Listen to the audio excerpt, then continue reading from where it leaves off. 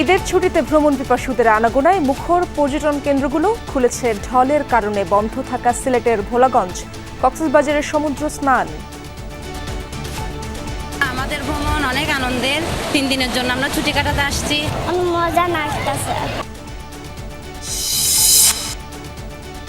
শতভাগ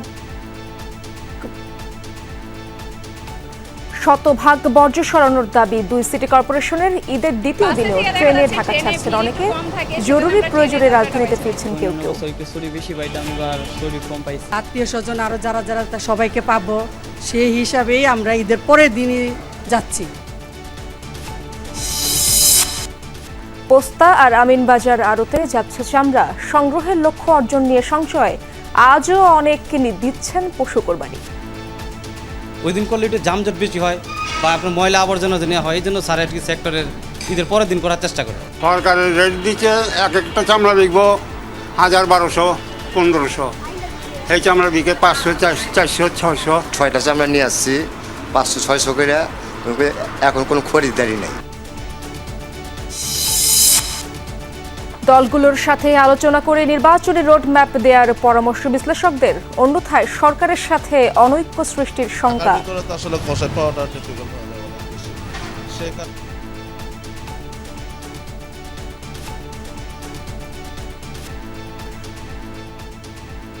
অভিবাসন ইস্যুতে যুক্তরাষ্ট্রে ব্যাপক বিক্ষোভ, সহিংসতা।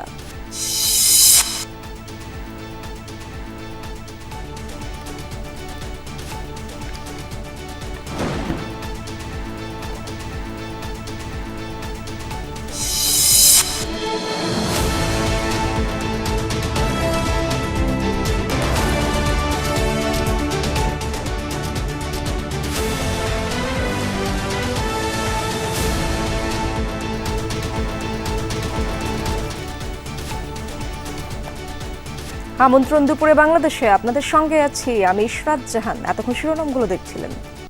ঈদ আনন্দে মাতোয়ারা সারা দেশ, বিনোদন কেন্দ্রগুলোতে ঢল নেমেছে মানুষের। ঈদের দ্বিতীয় দিনে সমুদ্রপ্রেমীরা ভিড় জমিয়েছেন কক্সবাজারে। সুগন্ধা, লাবণী, কলাতলী সহ প্রতিটি পয়েন্টে মানুষ আর মানুষ। উত্তাল সমুদ্রের নোনা জলে গা ভেজাচ্ছেন সবাই। কেউ কেউ বেড়াচ্ছেন ইনানি সৈকত আর হিমছড়িতে। পরিবার পরিজন আর বন্ধুদের নিয়ে উচ্ছ্বাসে মাতোয়ারা সবাই। যান্ত্রিক জীবনের ব্যস্ততা ভুলে উপভোগ করছেন আনন্দময় সময়। জমজমাট হোটেল মোটেল ব্যবসাও।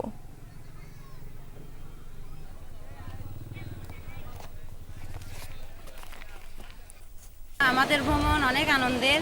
আমরা 18 জন, 4 জনের ফ্যামিলি এখানে এই বন্ধে 10 দিন বন্ধের মধ্যে 3 দিনের জন্য আমরা ছুটি কাটাতে আসছি। মজা লাগতেছে ঈদের ছুটিতে। আর দেখি 4-5 দিন থাকবো ইনশাল্লাহ। আর মোটামুটি ঘুরতে ভালোই লাগতেছে।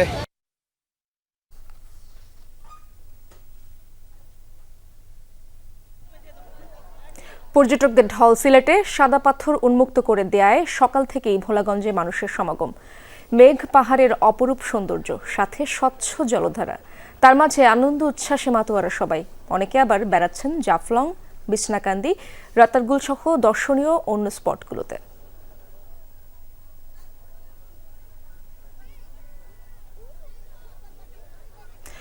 কোরবানির ঝামেলা শেষে পার্বত্যাঞ্চলে ছুটছে পাহাড় প্রেমীরা।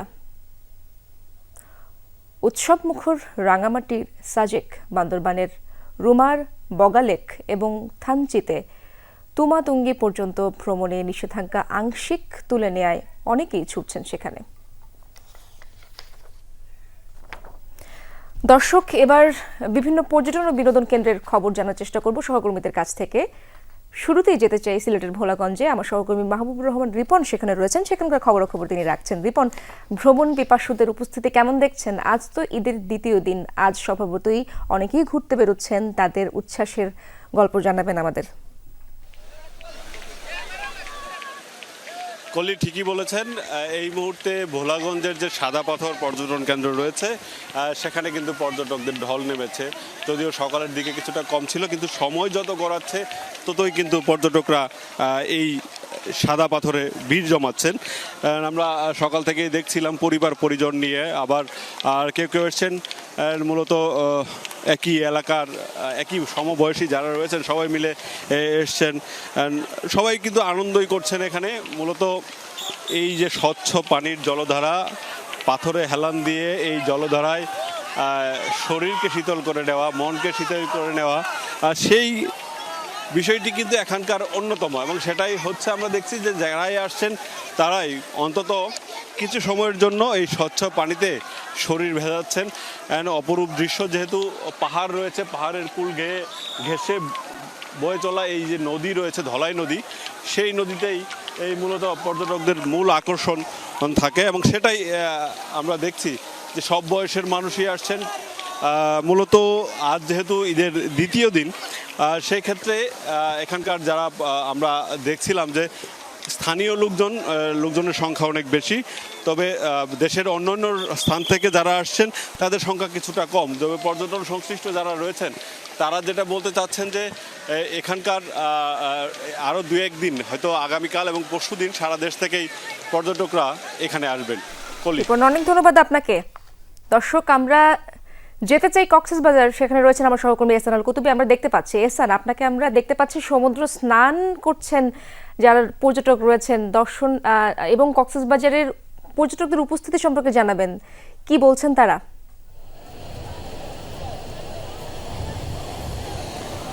ইশরাত, সারা বছর কিন্তু কিছু মানুষের প্ল্যান থাকে 2 ঈদকে ঘিরে, যে কক্সবাজার না হয় দেশের অন্যান্য এলাকায় তারা ঘুরতে যাবেন পরিবার পরিজন নিয়ে। ঠিক তেমনি আজকে আমরা দেখছি কক্সবাজারে লাখো পর্যটকের সমাগম ঘটেছে। এই পরিধি কিন্তু আরও বাড়বে আগামীকাল থেকে। কারণ হচ্ছে আজকে অনেক পর্যটক আসবে রাত্রে, বিশেষ করে সকালবেলা থেকে আমরা দেখব যে প্রচুর পরিমাণে পর্যটকের ভিড় নেমেছে। আজকে যে পরিমাণ পর্যটক আপনি নিশ্চয়ই দেখতে পাচ্ছেন, একেবারে অনেক দূর, যতদূর চোখ যাচ্ছে শুধু পর্যটক আর পর্যটক। সবার মাঝে আমরা আনন্দ উল্লাস দেখছি।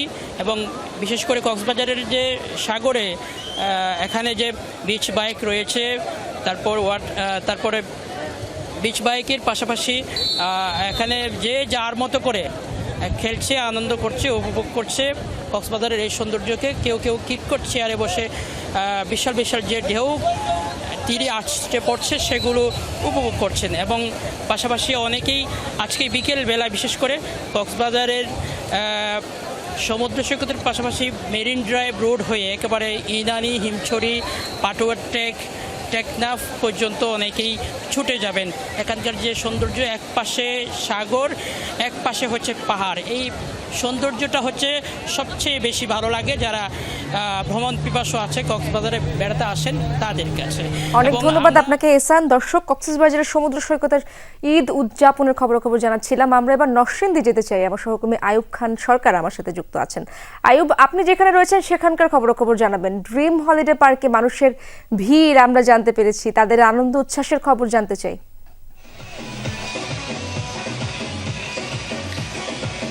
ইসরাত, আপনাকে ঈদের শুভেচ্ছা। ঈদের এই দ্বিতীয় দিনে আমি রয়েছি নরসিংদীর 5 জোনার ড্রিম হলিডে পার্কে।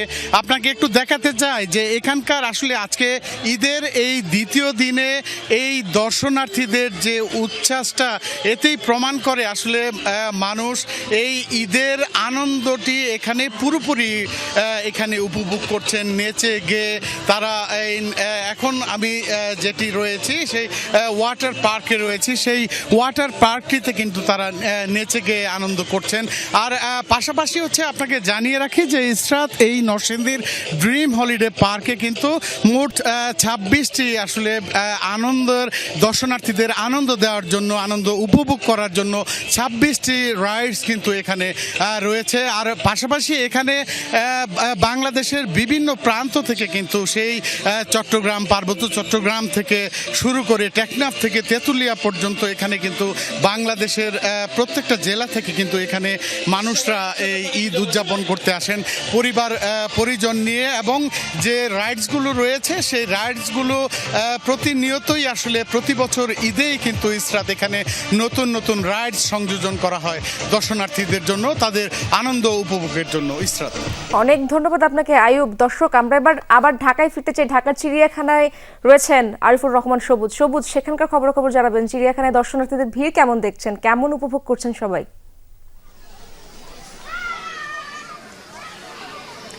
ইশরাত, সকাল থেকেই যেহেতু আবহাওয়া আজকে অনুকূলে রয়েছে, মানুষের উপচে পড়া ভিড় এবং এখন পর্যন্ত দুপুর এই সময়টাতেও মানুষের যে সমাগম সেটি কিন্তু বাড়ছেই এবং চিড়িয়াখানা কর্তৃপক্ষ তারা যেটি বলছে, তাদের যেই প্রত্যাশা যে আজকে 1 লাখ বা 1.25 লাখের মতো মানুষ এই দর্শনার্থী চিড়িয়াখানা পরিদর্শন করবেন, এটা তাদের কাছে মনে হয়েছে।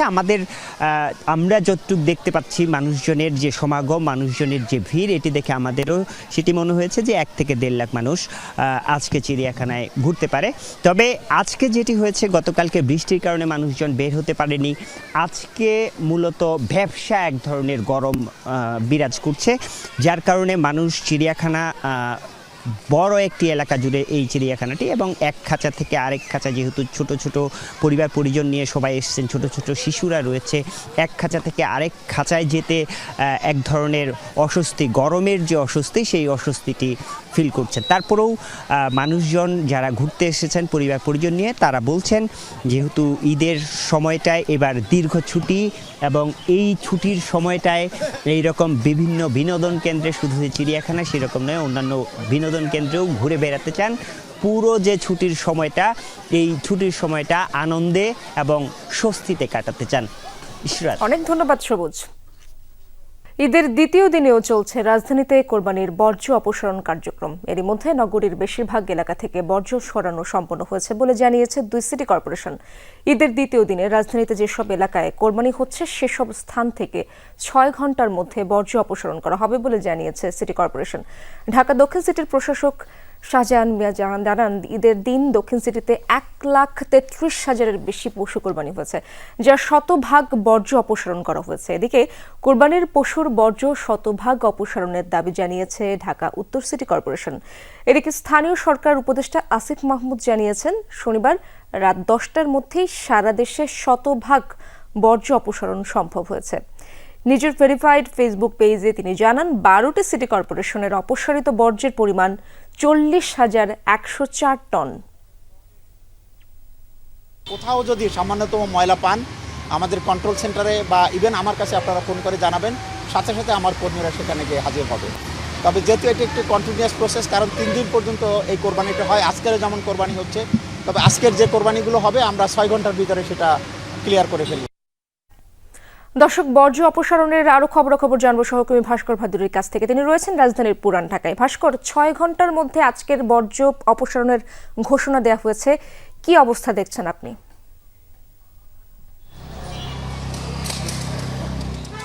আসলে বিভিন্ন ধরনের ঘোষণা দেওয়া হচ্ছে, যার বিপরীতে কাজও হয়েছে।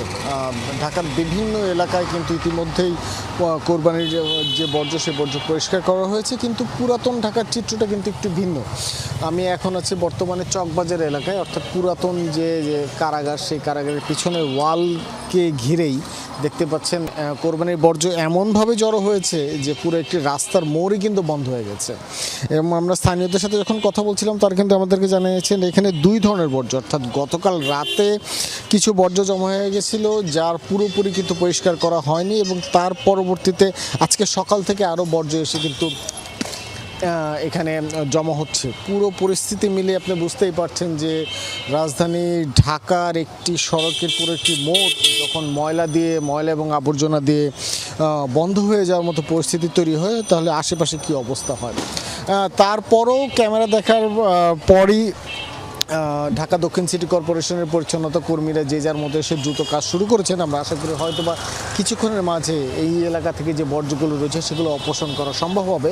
আরেকটি বিষয় জানিয়ে রাখতে চাচ্ছি, পুরাতন ঢাকার বিভিন্ন যে অলিগুলিগুলো রয়েছে, সেই অলিগুলি থেকে বর্জ্য কিন্তু সিটি কর্পোরেশনের কর্মচারীরা বের করছেন, তবে সেক্ষেত্রে দীর্ঘ একটু সময় লাগছে, কারণ সব গলিতে ট্রাকগুলো প্রবেশ করতে পারছে না। সেই ট্রাকগুলো যদি আরও দ্রুততম সময় প্রবেশ করতে পারত, তাহলে হয়তো বা পরিষ্কার পরিচ্ছন্নতার কাজ আরও দ্রুত গতিতে এগিয়ে যেত। ঢাকা দক্ষিণ সিটি কর্পোরেশনের প্রশাসক কিন্তু জানিয়েছেন যে দ্বিতীয় দিনের যে কোরবানির বর্জ্য, সেগুলো তারা 6 ঘন্টার মাঝে অপসারণ করবেন। এখন দেখা যাক যে আজকের যে ঘোষণা, সেই ঘোষণা কতটুকু কার্যকরী হয়। যদিও আমরা ঢাকা দক্ষিণের জিগাতলা, ধানমন্ডি এবং অন্যান্য যে সকল এলাকাগুলো রয়েছে, বাংলা মোটর, গ্রিন রোড, সেসব এলাকায় দেখেছি। সেসব এলাকার পরিচ্ছন্নতা কার্যক্রম কিন্তু বেশ জোরে সোরে এগিয়ে চলছে। অনেক ধন্যবাদ আপনাকে ভাস্কর। আল্লাহর সন্তুষ্টি লাভের আশায় আজও চলছে রাজধানীর বিভিন্ন এলাকায় পশু কোরবানি। পুরান ঢাকার বাসিন্দারা বেছে নেন দ্বিতীয় দিনকে। তারা এই ধারাবাহিকতা ধরে রাখতে চান যুগের পর যুগ। ঈদুল আজহার দ্বিতীয় দিনেও পুরান ঢাকার অলিগলিতে চলছে পশু কোরবানি। এখানকার অধিকাংশ মানুষ ঈদের দ্বিতীয় দিনকে বেছে নেন পশু কোরবানির জন্য। জানান এটি তাদের পারিবারিক ঐতিহ্য, যা ধরে রাখতে চান যুগের পর যুগ। এটা শরীয়তের মাসলা আছে যে 3 দিন মতো কোরবানি দেওয়া যায়। হ্যাঁ, সূর্য অস্ত যাওয়া আগ পর্যন্ত তখন কোরবানি দেওয়া যায়। আজকে একটু পর হয়ে যাবে এগুলো হলে। গত 40 বছর আমার বাবারা দিয়ে আসতেছে, আমরা ওইভাবেই দিয়ে যাচ্ছি ইনশাল্লাহ। প্রথম দিন কষাই পাওয়া যায় না, এই কারণে আমরা প্রতি বছর ঈদের দ্বিতীয় দিন কোরবানি করি। কেবল পুরান ঢাকা নয়, দ্বিতীয় দিনে রাজধানীর বিভিন্ন এলাকায় পশু কুরবানি হয়েছে। কষাই সংকটে কেউ কেউ দ্বিতীয় দিনকে বেছে নেন কুরবানির জন্য। তাই পাড়া মহল্লায় উৎসবের আমেজ। পারিবারিকভাবে সবসময় ঈদের পরের দিনই দেওয়া হয়। ওনার বাবার দোকান ওইটা, উনিও ঈদের পরের দিনই দেয়, তো সবসময় আমরা ঈদের পরের দিনই দেওয়া হয়। পরের দিন দিলে সুবিধা হয় যে আপনার কষাই পাওয়া যায়, একটু আস্তে ধীরে কাজটা করা যায়, এই জন্যই করা। পুরান ঢাকার থেকে কষাই আনা লাগে, এই এলাকা পাওয়া যায় না, ওইসব ক্ষেত্রে ইজি হয় আর কি। কোরবানি শেষে সাথে সাথে পানি দিয়ে পরিষ্কার করা হচ্ছে প্রাথমিক বর্জ্য। সেই সাথে সিটি কর্পোরেশনের পরিচ্ছন্ন কর্মীরা তো আছেই। রাব্বি সিদ্দিকী, যমুনা নিউজ, ঢাকা। প্রিয়জনের সঙ্গে ঈদের আনন্দ ভাগাভাগি শেষে রাজধানীতে ফিরতে শুরু করেছেন অনেকে। সকাল থেকে ট্রেন, বাসে কর্মব্যস্ত ঢাকায় ফিরছে মানুষ। ঈদের প্রথম দিন কমলাপুর রেলওয়ে স্টেশন গিয়ে দেখা গেছে এমন চিত্র। ঢাকায় ফেরার পাশাপাশি উল্টো পথে আজও চলছে বাড়ি ফেরার যাত্রা। পরিবারের সাথে ঈদ করতে না পারলেও আনন্দ ভাগাভাগি করতে ঢাকা ছাড়ছেন অনেকে। মূলত কর্মব্যস্ততার কারণে যারা ঈদের দিন ঢাকায় ছিলেন তারাই এবার ছাড়ছেন রাজধানী। অনেকে সরকারি ছুটি থাকায় ঈদের পরেই বেড়াতে যাচ্ছেন গ্রাম কিংবা আত্মীয়র বাসায়। ট্রেন যাত্রীরা বলছেন যাত্রীচাপ কম থাকায় অনেকটা স্বাচ্ছন্দ্যেই ভ্রমণ করছেন তারা।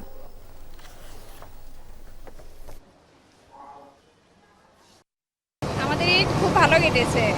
এখন বাসে থেকে দেখা যাচ্ছে ট্রেনে ভিড় একটু কম থাকে, সেজন্য আমরা ট্রেনের যাত্রাটা বেছে নিচ্ছি আর কি। অন্য বছরের থেকে এই বছর অন্যরকম আর কি। অন্যান্য বছর একটু ছুটি বেশি পাইতাম, এবার ছুটি কম পাইছি। আমরা ঈদের আগে যেতে পারি না, অনেক জাম ভিড় থাকে, বাসা কাজকাম থাকে, এই জন্য ভাবলাম ঈদের পরের দিনই রওনা দিই। আমরা বোনরা ঈদের পরের দিন আমরা ভাইদের সাথে যেন একসাথে হই, সবার সাথে দেখা হয়, সেই জন্য ঈদের পরের দিনই আমরা বাবার বাড়িতে যেতেছি। দর্শক, আজও রাজধানী ছাড়ার খবর যেমন বলছিলাম, তেমনি কেউ কেউ আজও ছাড়ছেন ঢাকা, তেমনি আবার ঢাকায় ফিরছেন অনেকেই। সায়দাবাদ বাস টার্মিনাল খবর জানবো, সেখানে সহকর্মী ফয়সাল মাহমুদ খবর রাখছেন। ফয়সাল, সকাল থেকেই তো আপনি রেল যাত্রার খবর রাখছেন, বাসের চিত্র কেমন জানাচ্ছেন? ইশরাত, এখানে আসার পর আমি এই মুহূর্তে আছি সায়দাবাদ বাস টার্মিনালে।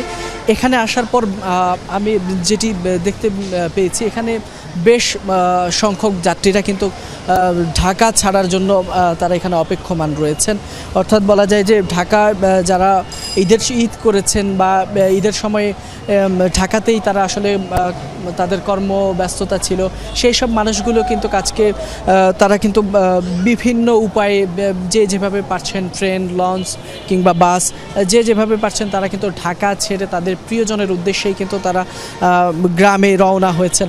আমরা এখানে এসে দেখলাম সায়দাবাদ বাস টার্মিনালে, এখানে এসে বিভিন্ন কাউন্টার ঘুরে যেমনটি দেখেছি, প্রায় প্রত্যেকটি কাউন্টারেই কিন্তু লোক সমাগম রয়েছে।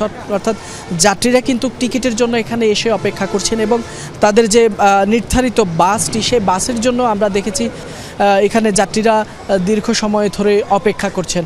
আমরা ঈদের আগের সময়টি যেমনটি দেখেছিলাম যে বাসের একরকম সংকট ছিল যানজটের কারণে, তবে ঈদের একদিন পরেও কিন্তু সেই চিত্রটি এখনও কিন্তু আমরা দেখতে পাচ্ছি। এখানে যে কাউন্টারগুলোতে আপনি দেখতে পাচ্ছেন এখনও কিন্তু অনেক মানুষ যাত্রীরা তারা আসলে বাসের জন্য অপেক্ষা করছেন। আরেকটি বিষয় যে আমরা বাসের ভাড়া নিয়ে আমরা কথা বলেছিলাম এখানে যে সকল যাত্রীরা রয়েছেন তাদের সাথে, তারা বলছেন যে আসলে বাসের ভাড়া আগের মতোই রয়েছে। কিছু কিছু ক্ষেত্রে হয়তো যেহেতু ফিরতি বাসটি খালি আসা লাগে সেই জন্য তারা হয়তো সামান্য কিছু টাকা বাড়তি রাখছেন, তবে তারা বলছেন এতে খুব বেশি সমস্যা না। তবে বাস পাওয়াটাই আসলে সমস্যা হয়ে দাঁড়িয়েছে। অনেকে 1 ঘন্টা 2 ঘন্টা যাবৎ অপেক্ষা করছেন বাস কাউন্টারে, কিন্তু এখনো পর্যন্ত তাদের কাঙ্ক্ষিত সে বাসটি তারা পাননি। ধন্যবাদ আপনাকে ফয়সাল, সেই খবর রাখছিলেন আপনি, আপনার কাছ থেকে জানাচ্ছিলাম দর্শকদের। ঐতিহ্যবাহী পোস্তার আড়তে আসছে চামড়া, তবে সংগ্রহের লক্ষ্য অর্জন নিয়ে সংশয় দেখা দিয়েছে। আড়তদারদের দাবি এবার কোরবানির সংখ্যা গেলবারের তুলনায় কম, যার প্রভাব পড়ছে এই মোকামে। মৌসুমী ব্যবসায়ী ও মাদ্রাসার প্রতিনিধিরা সকাল থেকে চামড়া নিয়ে আসতে শুরু করেছেন। পাশাপাশি আজ কোরবানি করা পশুর চামড়াও নিয়ে আসছেন কেউ কেউ। তবে দাম নিয়ে অসন্তুষ্ট তারা বলছেন সরকারের বেঁধে দেয়া দাম এখানে কার্যকর হয়নি, ক্ষেত্র বিশেষে অর্ধেক দামে বিক্রি করতে হচ্ছে। বাজারে অস্থিরতা তৈরি হলেও নজরদারির তৎপরতা এখনো চোখে পড়েনি। পরশুদিন বলছিল 900 কইরা, আজকাল 700 কইরা, আর দোকানে 800, এই অবস্থা। তো আমাকে গাড়ি ভাড়া কি না লাভ কি পোষাইলো? গাড়ি ভাড়া আছে 2টা মানুষ খাচ্ছি, 4টা ওরা বলতেছে 800 টাকা করে, আমার কিনায় 800 টাকা করে। এদিকে আমিনবাজারের আড়তে ক্রেতার সংকট। রাজধানীর উপকণ্ঠে গড়ে ওঠা ছোট এই আড়তে ক্রেতা বিক্রেতার আনাগোনা কম। বিক্রেতারা বলছেন এ কারণে সুযোগ নিচ্ছে আড়তদাররা, মিলছে না কেনা দামও। আড়তদাররা জানিয়েছেন দক্ষ শ্রমিকের অভাবে প্রক্রিয়াকরণের কাজ ব্যাহত হচ্ছে, এমনকি চামড়াও আর নিতে চাচ্ছেন না। এদিকে ক্রেতারা চামড়া নিয়ে এসে বিক্রির অপেক্ষায় রয়েছেন, স্থানীয় আড়তদাররা নিতে চাচ্ছেন না, বাইরে থেকেও কোনো ক্রেতা আসেননি। এই পরিস্থিতিতে মৌসুমী ব্যবসায়ীদের নিজ বাড়িতে লবণ দিয়ে চামড়া সংরক্ষণের পরামর্শ দিচ্ছেন আড়তদাররা।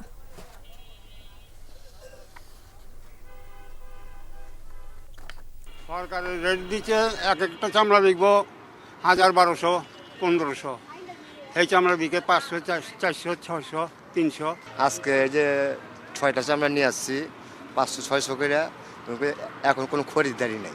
আমি আর কোনো মালই নিতে পারি না, লেবার কাজ করতে পারছে, দক্ষ পাওয়া যায় না, শ্রমিক পাওয়া যায় না। দর্শক, চামড়া সংরক্ষণের খবরাখবর জানবো। সাভার ট্যানারি থেকে যুক্ত হচ্ছেন আমার সহকর্মী মাহফুজুর রহমান নিপু। ট্যানারিতে এখন পর্যন্ত কি পরিমাণ চামড়া এসেছে জানাবেন, এবং সার্বিক পরিস্থিতি আপনি কেমন দেখছেন? ইসরাত, আমরা যেটা দেখছি যে আপনি জানেন গতকাল দুপুর থেকে আজকে সকাল পর্যন্ত প্রতিটি ট্যানারিতেই কর্মযোগ্য ছিল। আজকে আমরা যেটা দেখেছি ঢাকা এবং রাজধানী এবং আশপাশের এলাকাগুলো থেকে চামড়াগুলো ট্যানারিতে এসে আজও কিন্তু বেশ কয়েকটি ট্রাক ঢুকতে দেখেছি, যেটি হচ্ছে যে আজকে আপনি জানেন যে আজকে কুরবানির যে সময় রয়েছে সেই পশুর চামড়াগুলো কিন্তু আজও ট্যানারিতে আসছে। তবে গতকালকের বা রাতের মতো কিন্তু কর্মযোগ্য এখানে নেই। এখন যেটি হচ্ছে যে সকল চামড়াগুলো আসছে সেই চামড়াগুলো কিন্তু তারা ট্যানারিগুলোতে এনে তারা লবণজাত করে রেখে দিচ্ছেন। আমরা বলেছিলাম যে পরবর্তী ধাপ যেগুলো আছে লবণ দেওয়ার পর চামড়া প্রক্রিয়াকরণের, সেগুলো কিন্তু কয়েকটি ট্যানারির মালিকরা শুরু করেছেন এর মধ্যে। তবে অধিকাংশ ট্যানারিরাই কিন্তু আমরা দেখি শুধুমাত্র লবণ দিয়ে সেই কাঁচা চামড়াগুলো সংরক্ষণ করে রেখেছেন। আর যেটি জানতে চাচ্ছেন যে এখন পর্যন্ত সুনির্দিষ্ট কোনো কত পিস চামড়া ট্যানারির ভিতরে প্রবেশ করেছে এমন তথ্য কিন্তু ট্যানারির কাছে নেই। তবে তারা বলছেন যে কিছু সময়ের মধ্যে তারা আনুষ্ঠানিকভাবে আমাদেরকে জানাবেন এবারের কুরবানির ঈদে কি পরিমাণ চামড়া ট্যানারিতে প্রবেশ করলেন। তবে যেটি ট্যানারির মালিকদের সঙ্গে কথা বলে যেটা জানতে পেরেছি, তারা বলছেন যে অন্যান্য বছরের তুলনায় এবার চামড়া কিন্তু কম ঢুকেছে। তাদের ধারণা এবার কুরবানি কম হয়েছে, বিধায় কিন্তু চামড়া কম এসেছে ট্যানারিতে। তো সবকিছু মিলিয়ে বলা চলে যে এখন পর্যন্ত সবকিছু চলছে এবং লবণ দিয়ে সংরক্ষণ করে রাখার চেষ্টা করছে চামড়াগুলোকে। ধন্যবাদ আপনাকে নিপু। এক অন্যরকম ঢাকা, যেখানে মিনিটে মিনিটে কর্কশ হর্ন, যানবাহনের জটলা, চিরচেনা রাজধানী যেন হঠাৎই গেল বিশ্রামে। লোকশূন্য শহরের বাতাসে মিশে গেছে ঈদের আমেজ, আর তা উপভোগ করতে সপরিবারে ফাঁকা ঢাকা দেখতে বের হচ্ছে নগরবাসী। এ যেন ঢাকার দীর্ঘশ্বাস।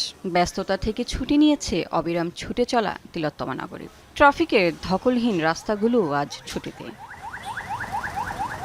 অফিস পাড়ায় নেই ভিড়, রাস্তায় নেই যানবাহনের তারস্বরে চিৎকার, ফুটপাতগুলোও শূন্য। বাস, রিক্সা, সিএনজির হট্টগোলে যেখানে কান পাতা দেয়, সেই শহরেও নেমে এসেছে শান্তি।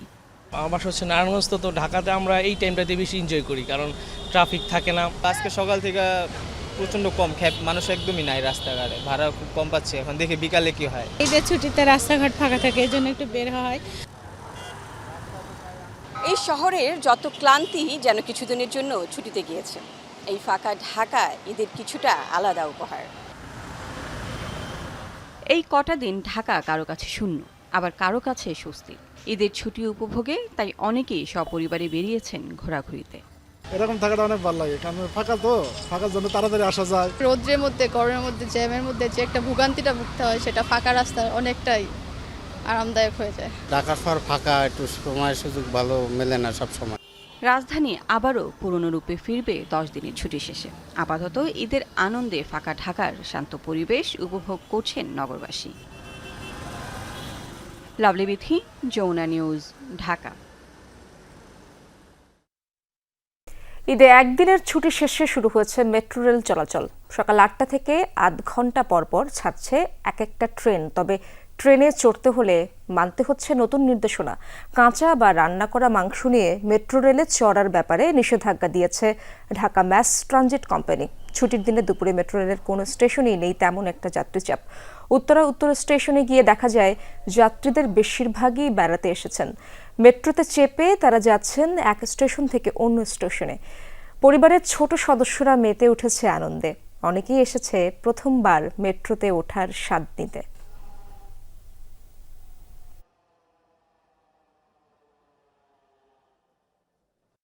বাচ্চাদের নিয়ে একটু ঘোরার দেখার জন্য, ওদেরকে দেখানোর জন্য আচ্ছা একটু মতিঝিলে যাবো, আবার আসবো। কাজ অনেক, পড়াশোনা, এই জন্য বাইরে বের হওয়া হয় না সেরকম। এবার হচ্ছে ছুটি যেহেতু, তো এই জন্য বের হয়েছে। বাসে অনেক জ্যাম পড়ে আর গরমের কারণে, যার কারণে মেট্রোতে সুবিধা, এসিতে যাবো শর্টকাটে, আমি 40 মিনিটে চলে যাব। নির্বাচনের রোডম্যাপ ও তারিখ দলগুলোর সঙ্গে আলোচনা করে ঘোষণার পরামর্শ দিচ্ছেন রাজনৈতিক বিশ্লেষকরা। তারা বলছেন, আলোচনা ছাড়া সিদ্ধান্ত নিলে দলগুলোর সঙ্গে সরকারের অনৈক্য সৃষ্টির আশঙ্কা রয়েছে। তাদের মতে বিচার ও নির্বাচন একসঙ্গে মেলানো উচিত হবে না। নির্বাচন যত দেরিতে হবে, সংস্কার ও বিচার প্রক্রিয়া তত দুর্বল হবে। গত 15 বছরে যে কটি সংসদ নির্বাচন হয়েছে, সবই ছিল কোনো না কোনোভাবে প্রশ্নবিদ্ধ। ভোটাররা ভোট দিতে পারেনি অভিযোগ করে রাজনৈতিক দলগুলো সোচ্চার ছিল সুষ্ঠু নির্বাচনের দাবিতে। গুম, খুন মামলা সহ নানা নির্যাতনের শিকার হয় বিএনপি সহ বিভিন্ন দলের হাজার হাজার নেতাকর্মী। 5 আগস্ট আওয়ামী লীগের পতনের পর সুষ্ঠু নির্বাচন ও রাষ্ট্র সংস্কারের ঘোষণা দেয় অন্তর্বর্তী সরকার। শুক্রবার জাতির উদ্দেশ্যে ভাষণে এপ্রিলের প্রথমার্ধে নির্বাচন অনুষ্ঠানের সময় ঘোষণা করেন প্রধান উপদেষ্টা। যদিও ডিসেম্বরে নির্বাচন চেয়ে আসছে বিএনপি সহ অনেক দল। বিশ্লেষকরা বলছেন, দলগুলোর সঙ্গে আলোচনা করে সময় ঘোষণা করলে ভালো হতো। মাথায় রাখতে হবে এসএসসি পরীক্ষা, রোজা, ঈদ, দলগুলোর প্রচারণার মতো বিষয়গুলো। বিএনপির মতো বড় রাজনৈতিক দলকে এবং তার যারা সহযোগী আছে তাদেরকে ইগনোর করে এইভাবে মানে সরকারের ইচ্ছা মতো ডেট দেওয়াটা আমার কাছে মনে হচ্ছে না সরকারের জন্য কোনো ভালো কিছু হচ্ছে। সবাইকে কনভিন্স করে যদি আপনি 2 বছর পরেও দেন, সবাই যদি একমত হয়, আমাদের কোনো আপত্তি নাই। এপ্রিলে ইলেকশন করলে সমস্যা হতে পারে বা কম সময় পাওয়া যাবে বা প্রচারণার ক্ষেত্রে সমস্যা হবে। সেই ক্ষেত্রে আমি মনে করি যে আলাপ আলোচনা করে ফেব্রুয়ারিতে বা জানুয়ারিতেও নির্বাচন করা যেতে পারে। ব্যাপক নয়, নির্বাচনের জন্য মৌলিক সংস্কারে সবাইকে ঐক্যমতে আনতে হবে বলছেন এই দুই বিশ্লেষক। তারা মনে করেন, নির্বাচনে দেরি হলে বাড়বে সংকট। এই সরকার কিন্তু সব স্তরে মানুষ নাই, সো তাকে বিএনপি সহ অন্যান্য রাজনৈতিক দলগুলোর উপর নির্ভর করতে হয় বৈধতার জন্য। আবার তাদের নেটওয়ার্কগুলো ব্যবহার করতে হয়। তো সরকার ততক্ষণে সহযোগিতা পাবে এই সকল রাজনৈতিক দলগুলোর, যখন সরকার এই সকল রাজনৈতিক দলগুলোর সাথে আলাপ আলোচনা করে কাজটা করবে। রাজনৈতিক দলগুলো নির্বাচন চাওয়া এবং ক্ষমতায় যাওয়ার যে অভিপ্রায় ব্যক্ত করে বা ক্ষমতায় যাওয়ার যে ইচ্ছা, সেটা কিন্তু অযৌক্তিক কিছু না। এটাই রাজনৈতিক দলগুলোর মূল বৈশিষ্ট্য। তো সুতরাং আমি মনে করি যে নির্বাচন দেরি হলে রাজনৈতিক দলগুলোর মধ্যে একটা দূরত্ব সৃষ্টি হতে পারে সরকারের সাথে। বিশ্লেষকরা বলছেন, নির্বাচনের সময়ের সঙ্গে বিচারের কোনো সংযোগ নেই। নির্বাচন ব্যবস্থা দুর্বল হলে দুর্বল হবে সংস্কার ও বিচার প্রক্রিয়া। নির্বাচনের সাথে বিচার প্রক্রিয়াকে যদি মিলিয়ে ফেলা হয় তাহলে সেটা ঠিক হবে না। আমার মনে হয় যে বিচারের গতিতে চলবে, এদিকে নির্বাচনও হয়ে যেতে পারে। আমি মনে করি যে রাজনৈতিক সরকার আসলেও নির্বাচন বিচার প্রক্রিয়া চলতেই থাকবে। সরকার যদি এভাবে আগামী জুনে এসে, এপ্রিলে এসে বা ফেব্রুয়ারিতে এসে বলে আমি বিচারের কাজ কমপ্লিট হয়নি, আমার সংস্কার হয়েছে কিন্তু বিচার হয়নি, তাহলে আমি আবার 1 বছর সময় চাই বিচার করার জন্য, এভাবে কি মানুষ ভোটহীনভাবে থেকে যাবে? দেশের স্বার্থে সরকার ও দলগুলোকে ছাড় দিয়ে পথ চলার পরামর্শ বিশ্লেষকদের। ঐক্যমতের কথা বলছেন, এটা একটা আইডিয়ালিস্টিক ধারণা। লাভলি বিথি, যমুনা নিউজ, ঢাকা। বিক্ষোভ সহিংসতায় উত্তাল যুক্তরাষ্ট্রের লস অ্যাঞ্জেলেস। অবৈধ অভিবাসী বিরোধী অভিযানের জেরে শুরু হওয়া আন্দোলনের দ্বিতীয় দিনে বিশৃঙ্খলা পৌঁছেছে তুঙ্গে। বিক্ষোভকারী ও নিরাপত্তা বাহিনীর পাল্টাপাল্টি অবস্থানে ছড়ায় সংঘর্ষ। মোতায়েন করা হয়েছে ন্যাশনাল গার্ডের 2000 সদস্য। দুদিনে আটক 200 জন। দাউ দাউ করে আগুন জ্বলছে রাজপথে। বিক্ষোভকারীদের দমনে পুলিশের টিয়ার শেল ও স্টান গ্রেনেড নিক্ষেপ। আতঙ্কে ছোটাছুটি, হুড়োহুড়ি, চরম বিশৃঙ্খলা। এ দৃশ্য ক্যালিফোর্নিয়ার লস অ্যাঞ্জেলেসের। অভিবাসন ইস্যুতে শুরু হওয়া বিক্ষোভ দ্বিতীয় দিনে পা দিতেই রূপ নেয় ভয়াবহ সহিংসতায়। বিক্ষোভকারীদের রাস্তা অবরোধ, অগ্নিসংযোগ, পাথর ছোড়ার জবাবে কঠোর অবস্থান নেয় নিরাপত্তা বাহিনী। যোগ দেয় দাঙ্গা পুলিশ ও ফেডারেল ইমিগ্রেশন কর্মকর্তারা। যুক্তরাষ্ট্রে বসবাসরত অবৈধ অভিবাসীদের বিরুদ্ধে কঠোর অভিযানের জেরে শুরু হয় এ আন্দোলন। স্থানীয়দের হয়রানি ও বেআইনি গ্রেফতারের অভিযোগে তীব্র রূপ নেয় বিক্ষোভ। অভিবাসন সংক্রান্ত অন্যায় ও বৈষম্যের বিরুদ্ধে প্রতিবাদের প্রতীক হিসেবে মেক্সিকোর পতাকা উড়ায় অনেকে। কেবল অভিবাসীরাই নয়, তাদের বন্ধু, প্রতিবেশী ও সমর্থকরাও অংশ নেন এই বিক্ষোভে, ঝাড়েন ক্ষোভ। এখানে এসেছি আমার সেই বন্ধু ও সহকর্মীদের জন্য যারা ভয়ে আসতে পারেনি। আমি বিশ্বাস করি প্রত্যেকের এখানে আসা উচিত। অভিবাসীদের সাথে সরকার যা করছে তা খুবই অমানবিক। সন্তান ও পরিবার থেকে আলাদা করে দেয়া হচ্ছে অনেককে। এটা খুব হতাশাজনক ও হৃদয় বিদারক যে আমাদের কমিউনিটি এমন পরিস্থিতির মধ্য দিয়ে যাচ্ছে। তবে একই সঙ্গে এটা আশারও যে সবাই একসাথে রাস্তায় নেমেছে, প্রতিবাদে শামিল হয়েছে। এই প্রতিরোধ চালিয়ে যাব আমরা। বিক্ষোভ দমনে হিমশিম খেয়ে শনিবার সন্ধ্যায় ন্যাশনাল গার্ডের 2000 সেনা মোতায়েন করে ট্রাম্প প্রশাসন। বিক্ষোভকারীদের দাঙ্গাবাজ ও লুটেরা বলে আখ্যা দেন মার্কিন প্রেসিডেন্ট। মার্কিন অভিবাসন বিষয়ক সংস্থা আইসের চলমানে অভিযানে এখন পর্যন্ত আটক হয়েছে প্রায় 200 জন। রেজবানা সাইমা, যমুনা নিউজ। প্রকাশ্যে বিবাদের পর এবার ইলন মাস্ককে ছাড়াই বক্সিং ম্যাচ দেখতে গেলেন ডোনাল্ড ট্রাম্প। শনিবার যুক্তরাষ্ট্রের নিউ জার্সিতে আয়োজিত UFC 316 চ্যাম্পিয়নশিপ দেখতে যান মার্কিন প্রেসিডেন্ট। তবে গেল বছরের মতো সাথে দেখা যায়নি ইলন মাস্ককে। লড়াই পাগল ট্রাম্পের সাথে এবার ছিলেন মার্কিন পররাষ্ট্রমন্ত্রী মার্কো রুবিও। ছেলে ইরিক ও ইভাস্কা ট্রাম্পকেও দেখা যায় গ্যালারিতে। খেলা দেখতে গ্যালারিতে প্রবেশের সময় সমর্থকদের সাথে হাত মেলান ট্রাম্প। এ সময় ট্রাম্পকে সঙ্গ দিতে দেখা যায় বিখ্যাত বক্সার মাইক টাইসনকেও।